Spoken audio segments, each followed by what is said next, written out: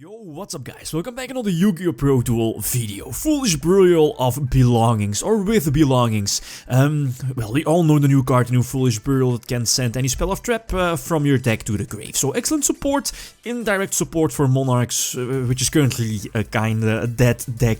But I think the domain variant is still a bit more stronger compared to the Exceed or the extra deck version. So let's go with the domain build. The build is, I think, pretty straightforward. No, what is it called? Frostblast, because Pantheïsm is obviously at 1. So any more dead cards, like for example Frostblast, is not an option. Definitely not an option. Also with Pantheïsm at 1, less options to discard to the grave. But the new Foolish Burial of Belongings is an excellent card to immediately send your Pantheïsm, for example, from your deck to the grave, to search Tenacity, and yeah, to most importantly start your engine. So let's see a few example games.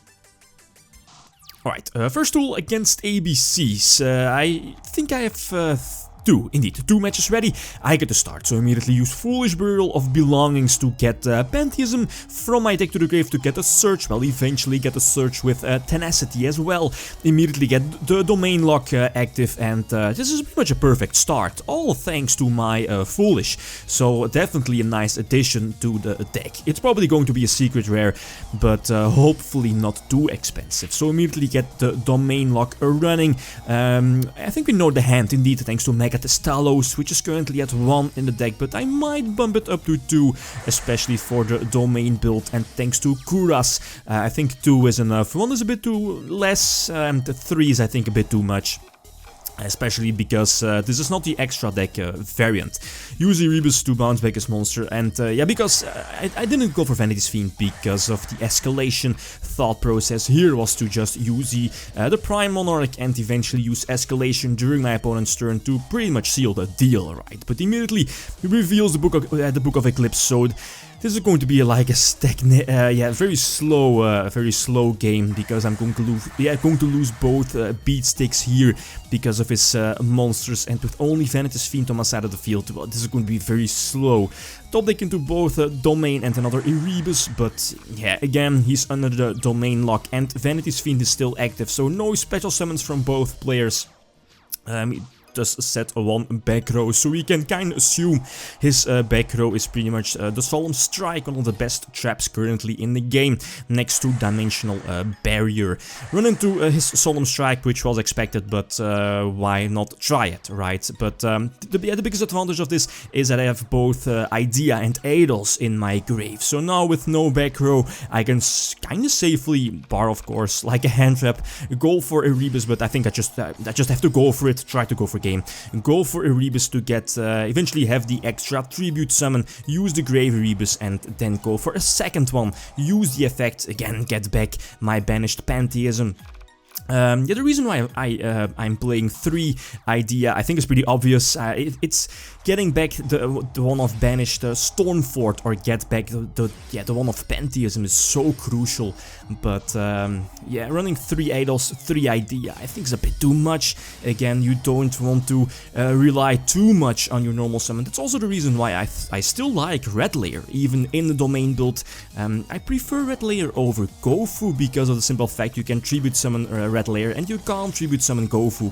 Sure, it's very gimmicky to use Gofu's tokens with Kuras, but still, Red Layer is more it's more versatile. I think it's better than Gofu in this deck, especially because Red Layer is also a beat stick.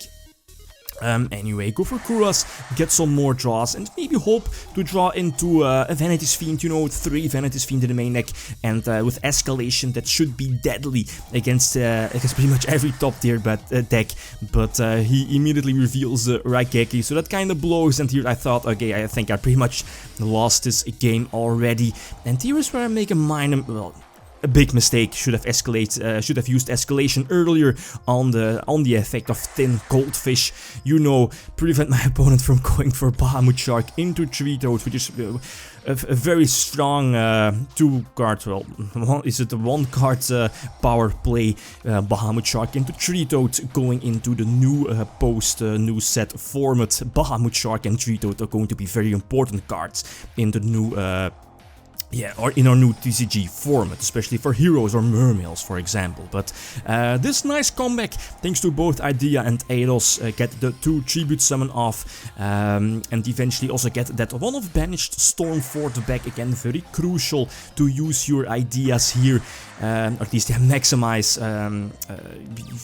the value of your ideas. But again, he's under the domain lock, and I have Escalation and the Stormfort ready. I make a misclick here. Should have just at least, was planning on just use my one of Thessalos tribute summon, but it's not going to matter too much, as you will see in a few moments. But yeah, it's a strange build he's playing. I'm not really a huge fan of Bubbleman here in the Lightsworn deck. I know he's going through like go for Bahamut Shark, but still not really a huge fan of those choices.